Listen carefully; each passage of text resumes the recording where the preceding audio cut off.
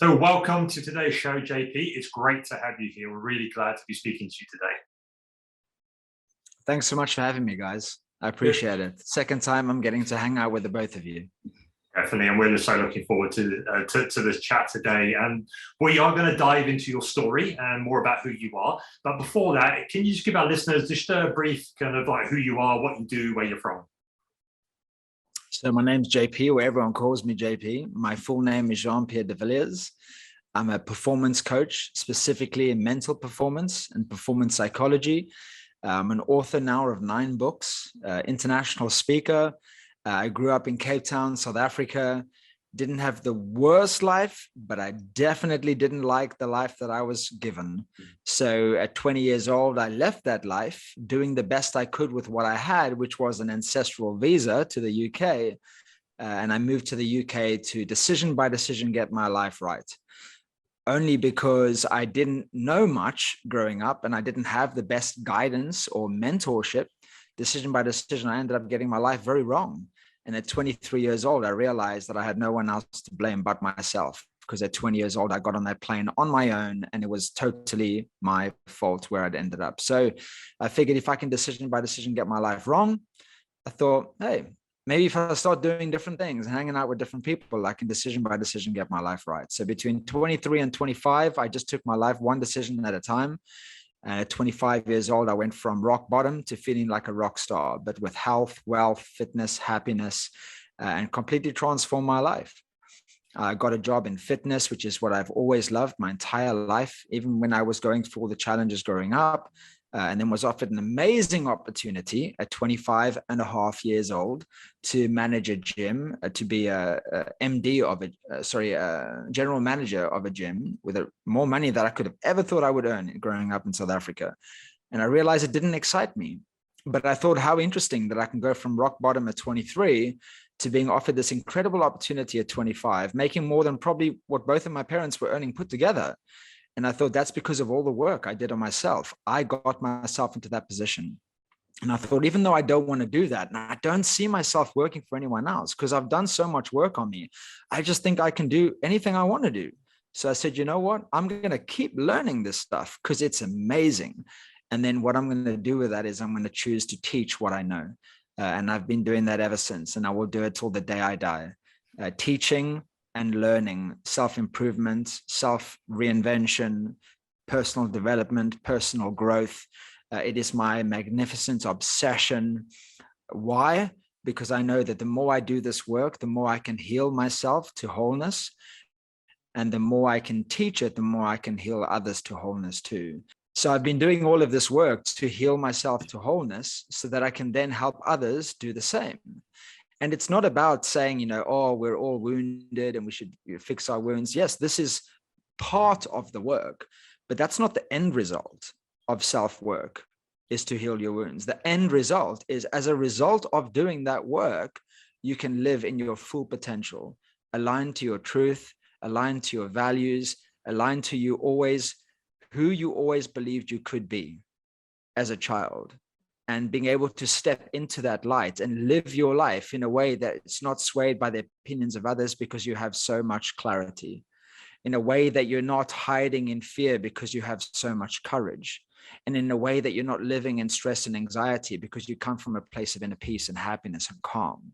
And that's what confidence is. Confidence is having the clarity, the courage, and the calmness to move forward confidently in the direction of your dreams and whatever it is that you want to do with your life. And I love to do that. I'm doing it still today. And when I find a way for me to share what I know, I love, love, love to share it. So it's an honor and a privilege and a pleasure to be here. I love that. That's the best brief intro I think I've ever heard. That's the most, yeah, I think it's the best brief, maybe also not most so eloquent intro as well. I love it. I love it. Maybe not so brief. No, it really sets our listeners up for who you are and the mission that you're on, though. So our paths crossed, actually from a distance, a few times over the last kind of 6-7 years. Actually, when we was living in the UAE, he was over there doing events and stuff. But I really connected with you at a time in my life when I needed that influx of high energy and to break through another level in terms of my own performance as well. And I was really finding it hard push to find a role model that really encapsulated high performance and heart, right? I could find one or I could find the other, but not both together. And I'll be honest, JP, like I completely found that in you. Like just with your story, with your history, the way you come across, you're so genuine, and you walk your talk, right? And I love that so much. And you really embody what it means, I think, to be really authentic. And you really give a shit about things that matter. And I love that too, like absolutely love it. And interestingly now, for our listeners, like we're in Thailand, okay, different parts, but I feel like our paths are crossing like more and more. So I'm super excited to obviously get into this conversation with you more deeply.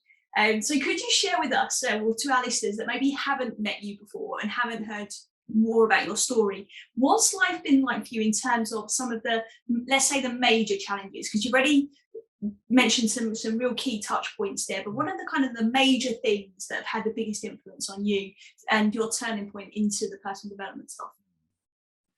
So I'm actually going to go to a challenge that was very recent, and that was, wow, almost to the day.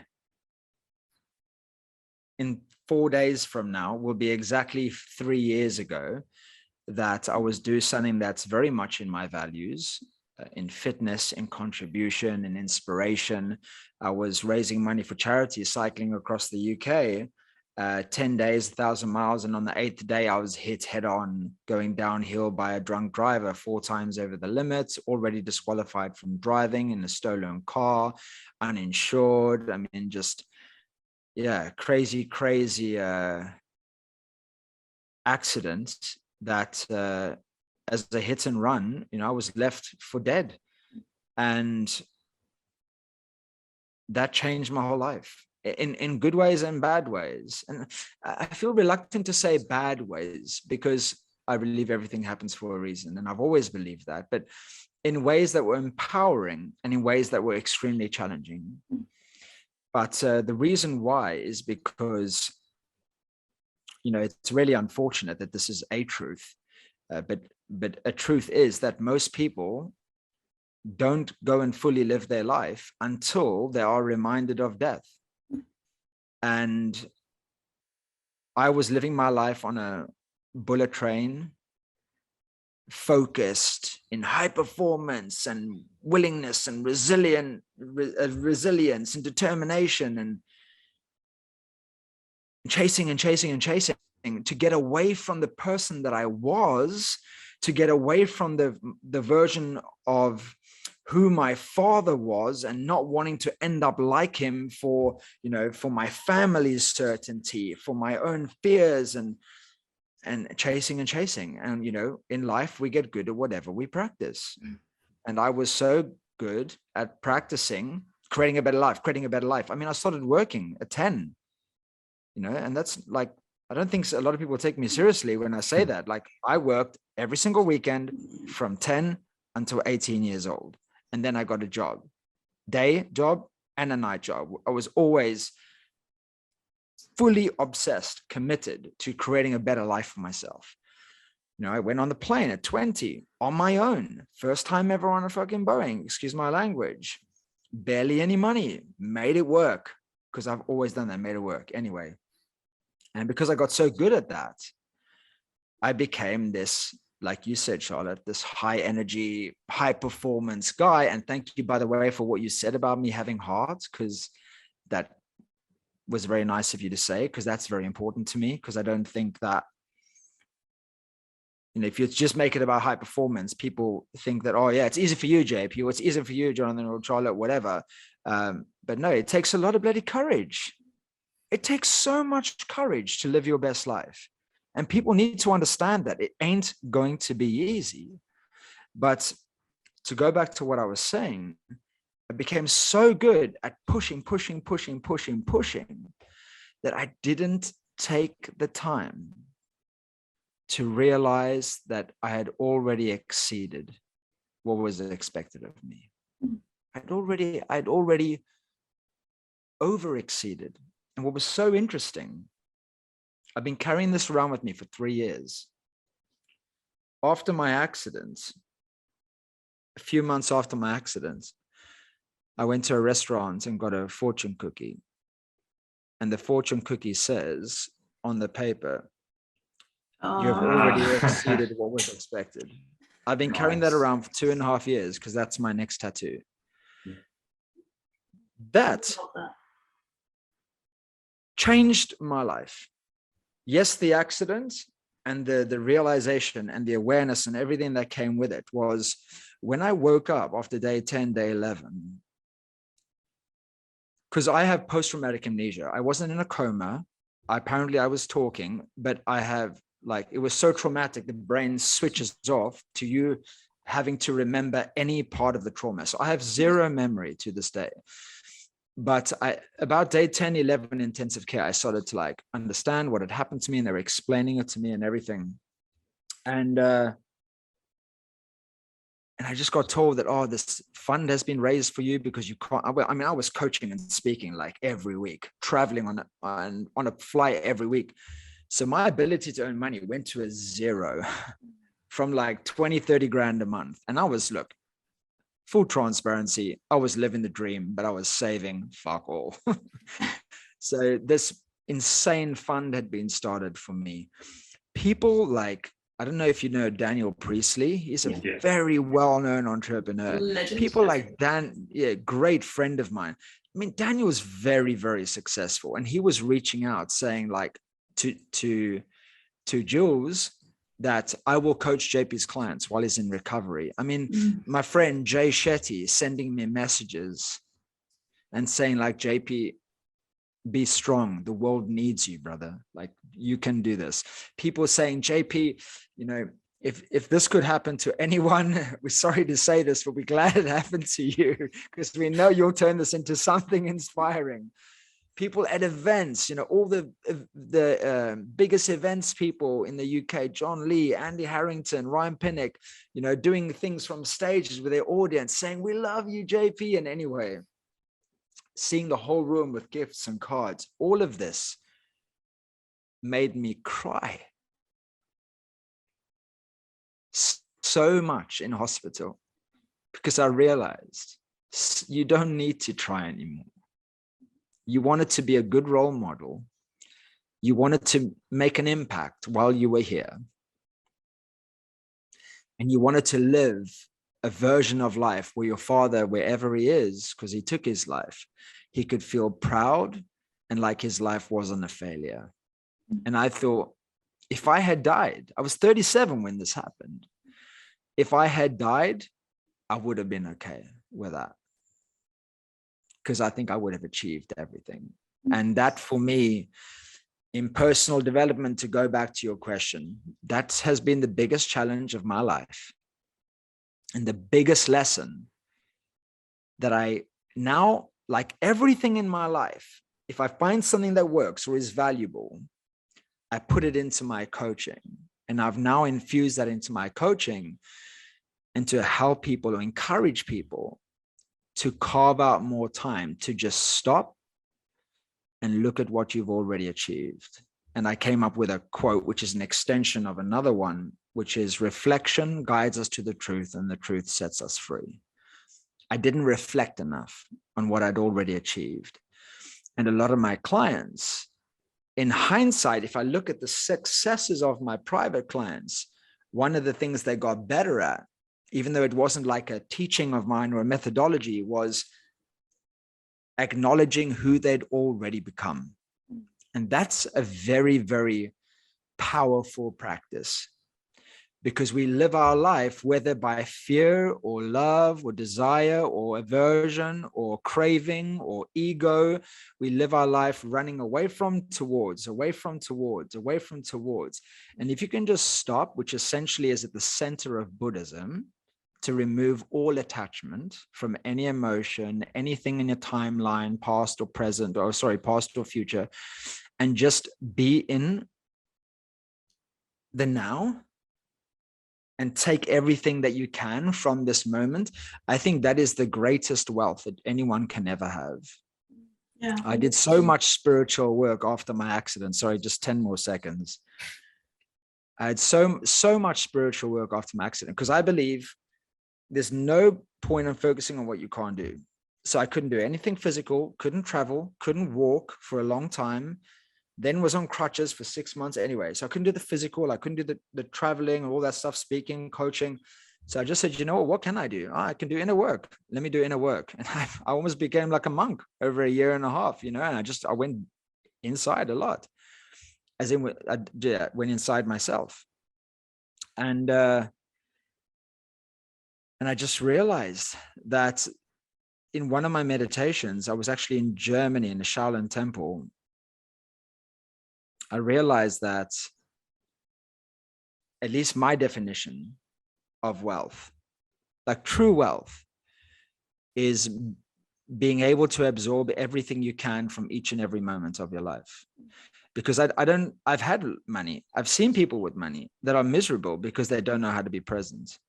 And I've seen people with no money observing everything, your guys' smiles, the jewelry that you're wearing, the beautiful cloth in the background, the eye, everything that I can see. That's what makes you rich. Because once this moment's gone, trust me, I know the next one ain't guaranteed. So yeah, in short, biggest challenge of my life, the accident, biggest lesson, reflect more, because this will empower you and realize that you're way further than you think. Yeah. Everyone generally is already way further than they think. I love it so much. Honestly, there's so many directions. I know. It's just like, where do you pull from? But it's just the thing that stood out for me the most in that story is what you ended it on there is taking that time to step back, slow down, and see how far you've come.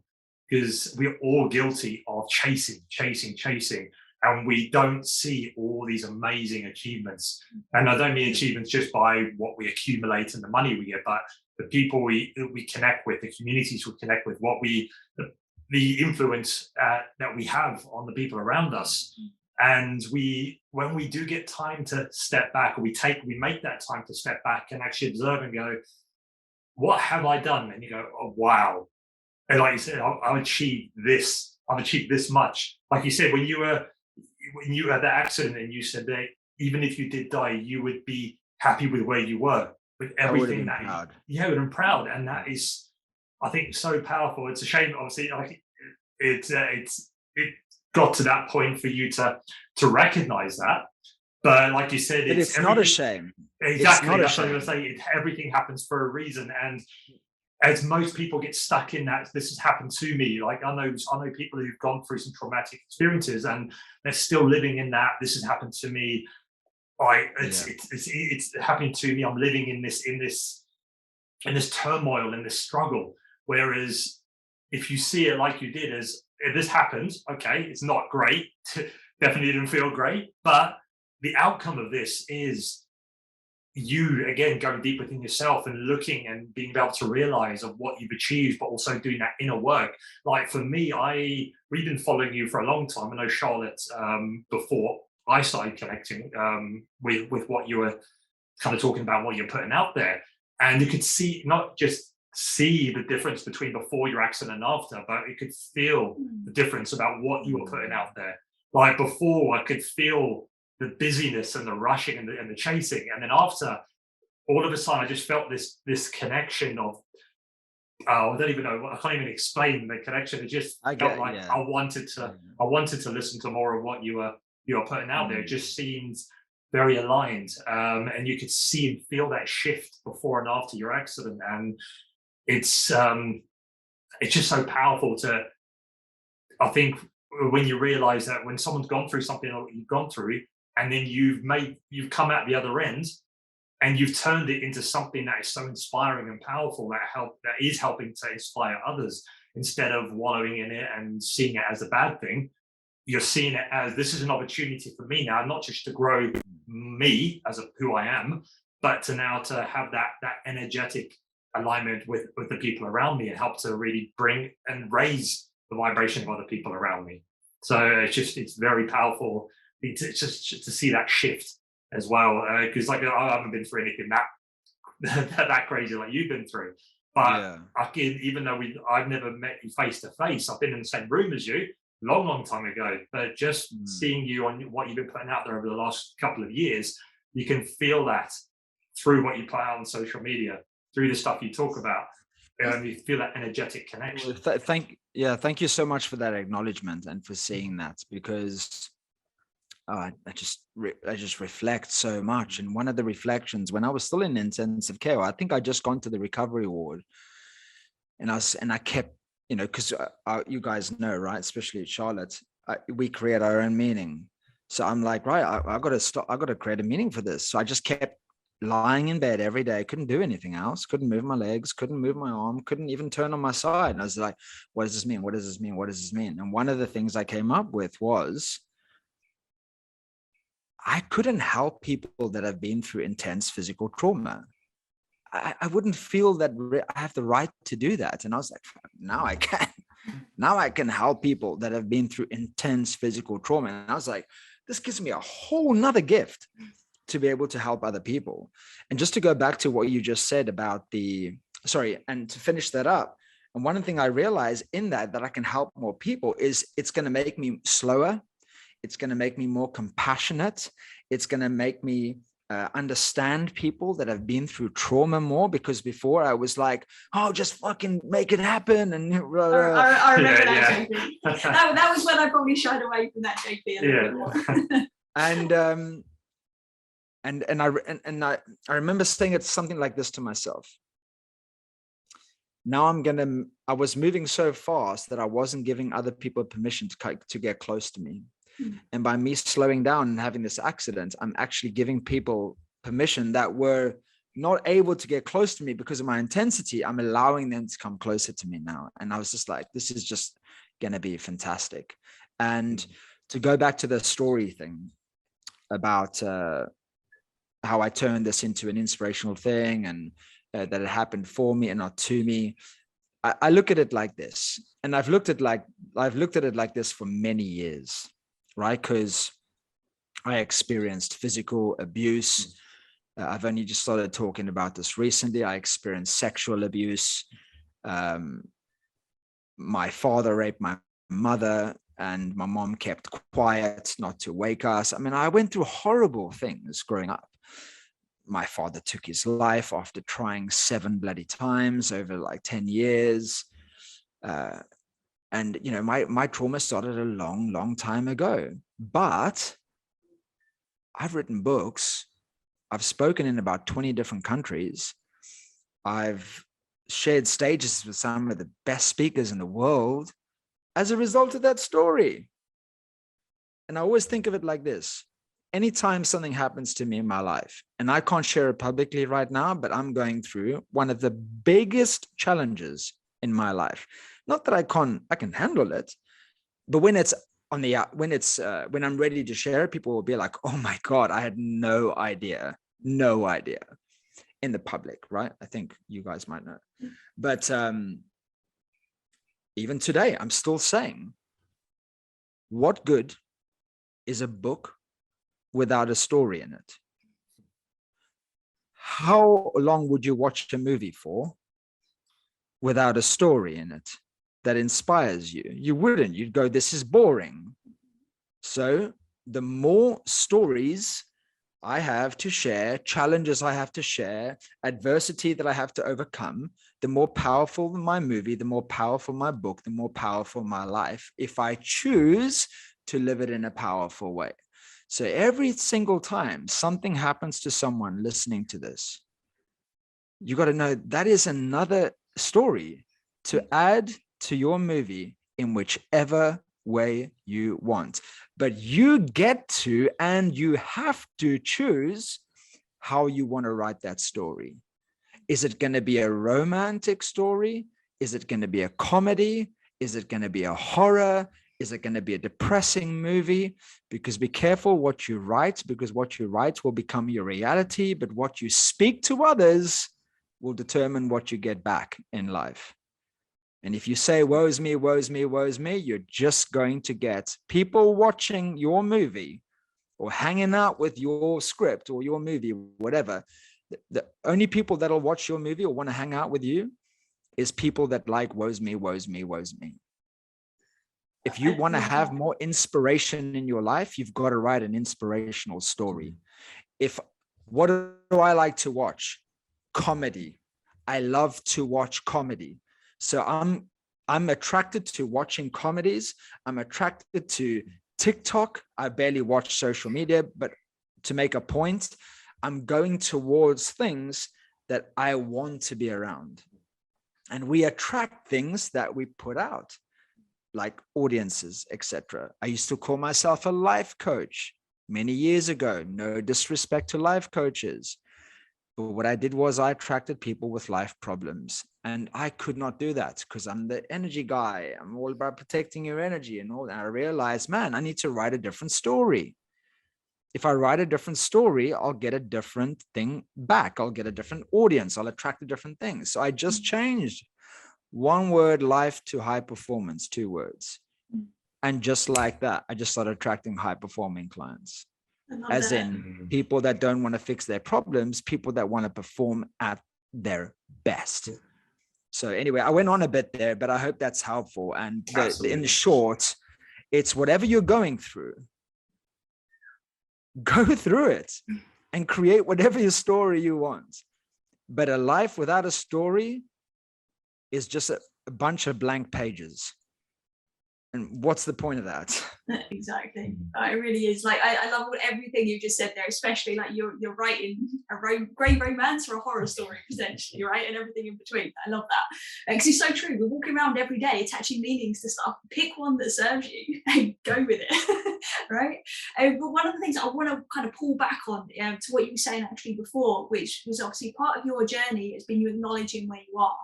And JP, you feel like a kindred spirit to me. There are so many parallels in your history, in your story. Like you just said, there is like you've got things that are coming up now, which you're just speaking about. And I'm on that or a very similar journey, and it's like a paradigm shifting. It's like the ground beneath you just like shaking, and you've got to kind of figure out like, okay, what is the good in this? What is the meaning of this? What are the lessons? And I think a big lesson, I really don't want to brush over it for anybody listening there, is that you realised after your accident that you'd already exceeded expectations. But I also hear in that, and please correct me if I'm wrong, is that there was also an acknowledgement that you are enough already. And there's an acknowledgement of where you are, because only from there can you then create this beautiful world of high performance that you're doing. So can you talk a bit more about that? Because one of the things we've noticed with clients that we work with is that they'll come to us with all these different stress patterns, whether it be negative thinking, depression in some cases, unresolved traumas, all sorts of different things. And when you really get down to it, it's this universal thing of not being enough. Can you talk to that point for us? Yep. I've just opened up a message from one of my clients. So one of my clients, he got referred to me by someone else because he was extremely successful, but miserable. And he had all the outer success without the inner success. And I mean, I've been to this guy's house, like he lives in a castle, like no jokes, like massive gate that opens up, like just beautiful, like something out of like an English, old English series, like all this beautiful brickwork, 2 or 3 stories, I can't remember. Aston Martin, everything. He has everything. Yet he was unhappy. And he just sent me this message a few days ago. He said, your coaching has taken me from the brink of disaster to salvaging my family and my business relationships. And for that, I'm truly grateful, JP. I've embraced everything that you've taught me, and I now have the techniques to help me get out of trouble whenever I need to get out of it. I'm not a Buddhist monk just yet, but I'm happy with where I am. Happy. And that is the greatest success.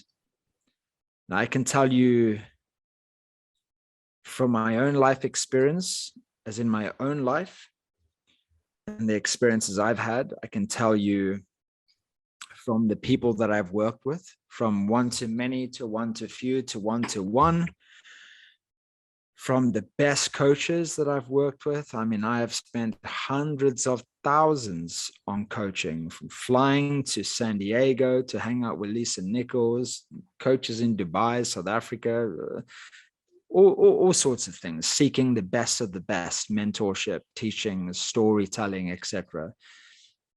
That at the end of the day, the only thing that matters is that you're happy.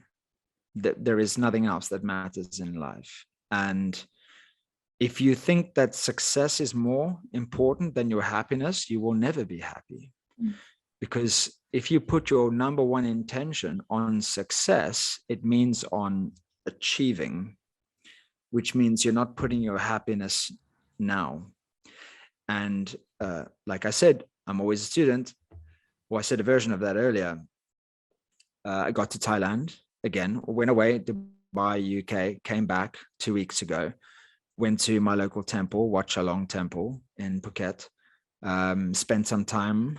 I tried to spend some time with a monk, but they couldn't really speak English at that temple. Spoke a little bit with a monk, spoke more with an abbot, who's the, for people that don't know, like manager of the monks or head of the monks. And I just said, look, I'd like to make a donation to the monastery. I just want to spend some time talking about inner peace. There's a lot of challenges in the world right now, and I'd love to go to gain new insights about how I can teach peace and happiness. And anyway, he said, I love hanging out with monks. I have a friend who's a monk, and I do like Zooms with him. He's actually from the US, but he's in a monastery in Chiang Mai. Anyway, and they all say the same thing, that everything I told you before, my life experiences, the books, the coaches, the success stories that I've seen, the monks, they all say the same thing, that the greatest success is happiness. And Tony Robbins, number one coach in the world, says it in a different way. He says success without fulfillment is the ultimate failure. And to us to live a successful life, you must stop going outside and you have to start going inside. Because once you are full on the inside, anything that you have or don't have is just an extension of your already happy self. And when you are happy, you take more risks, you have more courage, you accept more, you forgive more, you love more, you do everything more, because you now operate from a place of want and fullness rather than lack and emptiness. And go back to the story of my client.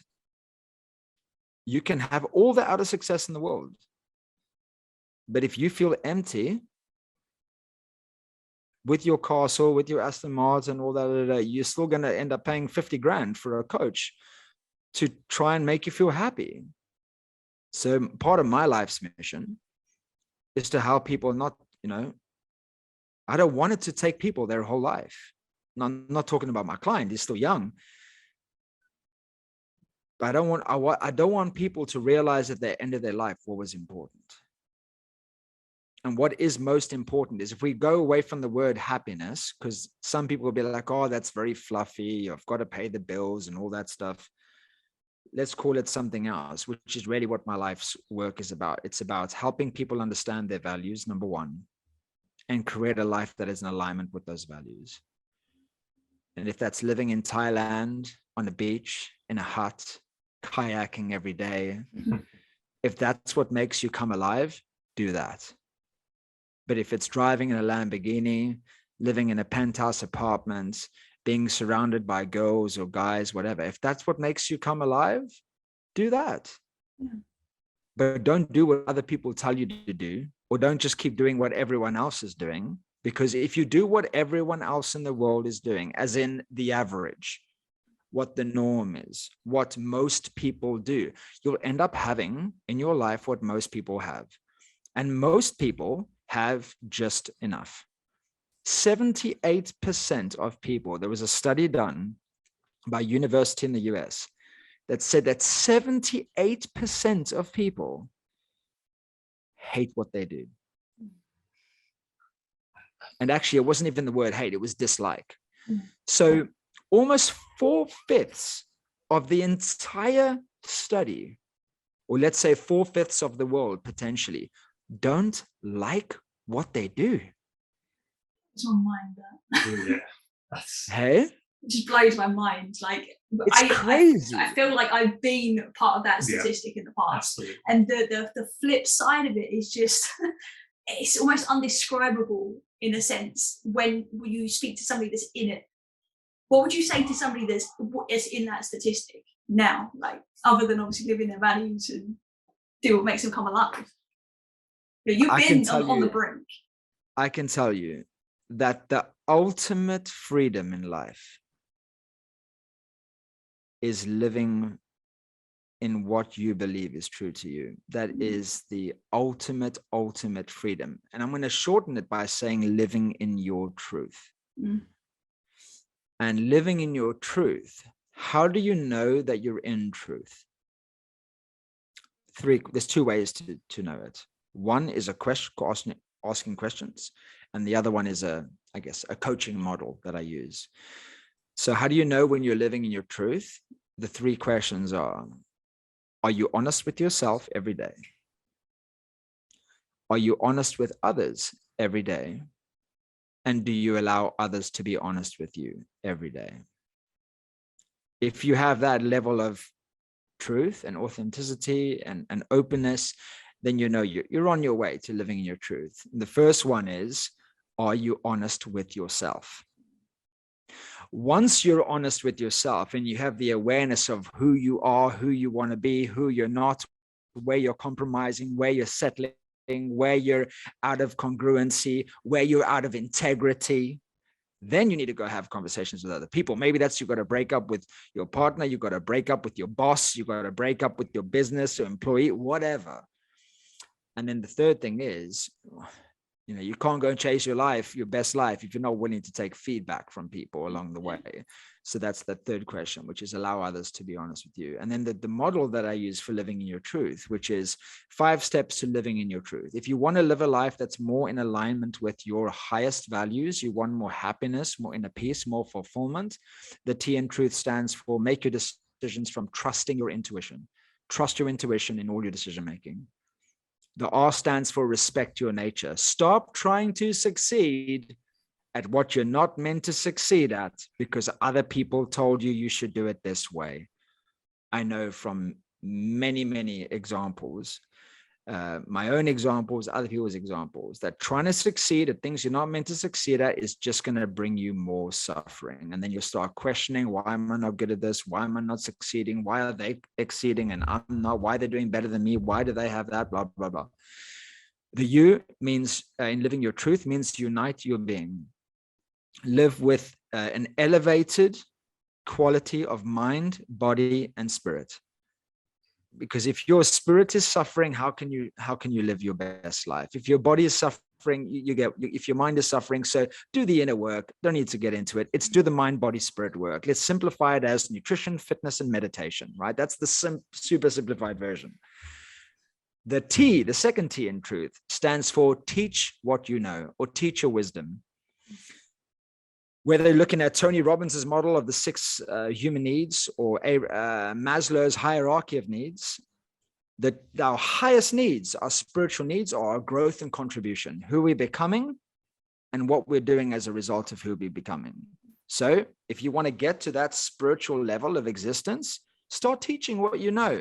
Don't wait. It'll never be the right time. It'll never be the right circumstance. You already know enough. You already know something. So just go do that. Teach your kids. Teach your community, mentor someone, go on Facebook Live, do whatever, because the more you do for others, the more you give to yourself. There's an African phrase that I use all the time, made famous by Nelson Mandela, called Ubuntu. I am because of you. The more we can help others, the more we help ourselves, and vice versa as well. The more we help ourselves, the more we help others. Which is where I come in as a coach. Right? I want to help my clients be so full that all they want to do is give more to the world. That's how we change the world, by changing ourselves. Heal the world by healing ourselves. So teach what you know. Why? Because it feels damn good. Just do whatever you can to contribute in any way you can with what you can based on what you already know or what you love to talk about. Maybe that's just even finding stuff that you like watching on social media and sharing it. Doesn't even need to be your own stuff, but that can make a difference in the world. Someone could watch something. They go, oh, how am I going to make someone's day better? How am I going to change someone's life? Well, go now on YouTube or Facebook or TikTok or Instagram or LinkedIn or Twitter or whatever bloody channels there are. Find something that really resonates with you. Press forward and write a line of text and say, this really helped me. I hope it helps you. One person might watch that and go, you know what? Thank you. I really needed that today. And then the H in living your truth is harmonize your life. It's all good doing all of the stuff that we've been discussing this whole conversation. But if you have disharmony, if that's even a word, if you don't have harmony in your life, in your relationships, in your environment, it'll always bring you back to the place that you don't want to be, either your comfort zone because people don't want you to push yourself to be your best, or it'll bring you down into their energy, their vibration. So you need to look at always and do it responsibly, accountably, courageously. Look at your life and ask yourself, for who I know I can be, the life that I have around me and the people that I have in my life and the environment that I'm in, does it make my life a symphony, a beautiful, seamless, harmonic symphony? If not, you need to make some changes. Because if you have one instrument out of tune in a symphony, the result is fucking horrible. Excuse my language. So everything in your life needs to be in harmony. If it's not, you need to go back to that truth and say, hey, we don't need to be honest with myself. We don't need to be honest with us. We don't need to allow others to be honest with us. So I'll be honest. I can't remember the question that you asked. No, totally. I think you answered like the next couple of questions that I have. But one thing though there is that everything you've said, I truly believe is only possible when you do the thing you said at the very beginning, which is to slow down. This world is so fucking busy, right? Or we busy ourselves, right? I've definitely been guilty of busying myself far too much, whether that be through distraction, social media, doing jobs that you don't want to do, all sorts of different ways we can find to distract ourselves. And it is so easy to get lost in the pace. And I think that for me is when I started to notice, okay, I need that extra boost now. I need that extra layer of healing. I need to really pay attention now because I'm going to go, like you've said there, more into my comfort zone, or I'm going to elevate. And comfort zone wasn't an option. Great word. Right? It's unacceptable. But the slowing down, it's people don't want to do it. But that's where I truly believe the magic is. I have a great quote for everyone listening. Write it in whatever way you want to write it. But I was saying this to myself. I said this to myself one day. I realized in reflection, because I'm very, very good at reflecting now. I just realized that the slower I go, the wiser I get. Yeah. It's that simple. The slower I go, the wiser I get. Beautiful. And ironically, the slower we go, it actually gets to probably where we want to be even faster. That's the thing. You slow it down, you actually find that you end up achieving more. You get more done. You're more productive. You're more focused by slowing down. You can feel it, right? Because you're not just brushing on to the next thing. And when you can truly feel it, I think that's where that aliveness comes in that you mentioned earlier, JP. When you're living in your values, you know it. You can feel it. When you're living in your truth, you fucking know. Right? It's not even a thinking. Yeah. It's a knowing. Exactly. And we can ask, you guys know this, right? Because you've done that. You've created your life that way. I've created my life, or I continue to create my life that way as the clarity gets more and more and more, increases. And the awareness of what is important to me increases, etc. But ask anyone that's living in their values, and they'll say it's not a thinking, it's a knowing. You just know. Why? Because thinking comes from the head and knowing comes from the heart and the gut. And like a Shaolin monk told me once, he said, our feelings are our greatest guide. Our feelings are our greatest guide. So if you want to know what it is that is your best life, your values, your truth, stop thinking so much and start feeling more. Mic drop. I think that's a great finishing point right there. JP, have you any questions? I've got hundreds more questions I can ask JP, but we don't have the time. We'll have to do another Absolutely. one. But we just want to thank you. Oh, we got another one. No, and I'm going to see you guys in Koh Samui very soon. You are. Yes, you are. I'm so excited to see you. We'll take you on a bit of adventure. I want to know more, Charlotte, about what you were talking about before. We can have a conversation over a coconut or something that Sounds good. Going through. Sounds good to me, definitely. Sounds amazing. JP, just want to say a massive thank you for being on here today, just sharing everything you share, being vulnerable with our audience, and I guarantee just by listening to this, they are going to be impacted by it. They might not know how initially, some people, but they will. They might. Some might, but some it's going to be in there. They're going to be feeling something, guaranteed, and it's going to be for them for the better. It's going to help unlock. So thank you so much for being here. It's been absolutely amazing speaking to you today. Before we let you go, how can people find you and more about what you do?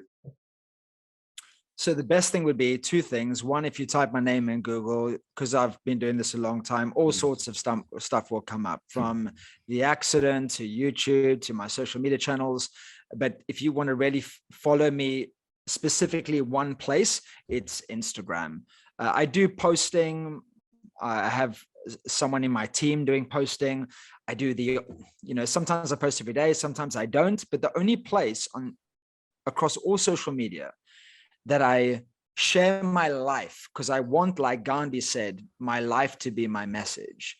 The only place I do that is Instagram stories. And that can be what I'm eating, what I'm doing, I'm going for a run. This is why I run this morning. I did a video this morning saying the more I run, the more I become, the more I proceed, the more I succeed, or something like that. I don't think I've posted it yet, but just that Instagram. And then of course Instagram, you've got the posts, you've got the reels, you've got the stories. If you just want to see what I'm up to, people can literally follow me every day and just see what I'm up to in the world. And then there's also obviously the direct messages if anyone wants to reach out and ask me something. Cool, we'll put all the links. And my books. I was about to mention your books. Guys, just before you start talking about your own books, there's two that I think our listeners need to listen to. One is obviously a new one, all about self-confidence. But the other one is a spiritual fitness, because spiritual fitness, there was something in it. Like, I always knew that we had a similar belief system just from seeing the work that you do. And then there was just some things in there that just really articulated it so beautifully. And I think that if everybody looks at their own well-being from a place of spiritual fitness and what it means for them, and how they can then use fitness in a way to take them on that journey of their truth, I think it will be so powerful for anyone listening. And the third thing that they need to listen to, I know it's not a book, is your forgiveness story, which I think is on YouTube, off the back of the accident, and how you was able to forgive the guy that just left you for dead. Yeah, is it on YouTube? I think so. You've shared it somewhere. I'll find it somewhere. Maybe I have, but it's definitely it was written up by a few newspapers actually when they heard about the case. I didn't know there was a reporter in the court. Like an hour later, it was in the news after the court case. But if they type in Jean-Pierre De Villiers forgives driver, they'll find it online. Nice. I mean, it's been like UK news, US news, China news. It's crazy, but it's a beautiful story, and it just really reminds us that forgiveness is not just for us. It's not just for the other person that you're forgiving, whether you tell them or not. It's for, and the result of hundreds of shares of these articles is forgiveness touches many people. Anyone that has access to that example of forgiveness is healing. It's healing for people. And until one more person is healed in the world, this world will never change. Yeah, definitely. I remember sobbing at that situation. But honestly, I can't even read it back. I bet you can't. But like, it's really, really touching, and it's just a great example of you walking your talk. So anybody listening, please go and follow JP. You won't regret it. Awesome. Is there anything else you wanted to add there, JP, to the conversation? I would love to keep hanging out with you, but I have a very angry Thai man that's waiting for me to kick my ass right now. So listen, go and enjoy your session. We'll wrap up the podcast there. Yeah. And yeah, we'll add the links to the show notes. Yeah, definitely. So that's guys, thank you so much for having me, and I'll see you again very soon.